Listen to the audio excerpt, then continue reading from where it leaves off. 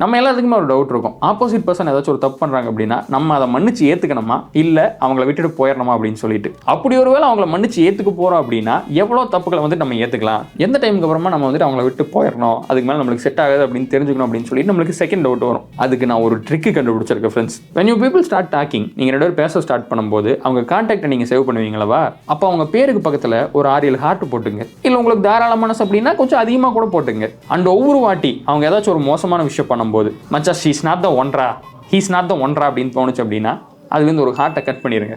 அதே மாதிரி when they do something niceனா வாழ்ந்தா இவ கூட தாண்டா அப்படின்னு சொல்லிட்டு உங்களை ஃபீல் பண்ண வைக்கிறாங்க அப்படின்னா ஒரு ஹார்ட்டை ஆட் பண்ணிடுங்க. இதை வச்சுட்டு நீங்கள் அவங்க கூட சந்தோஷமாக இருக்கீங்களா இல்லை சோகமாக இருக்கீங்களா அப்படின்னு சொல்லி நீங்கள் கண்டுபிடிச்சிக்கலாம்.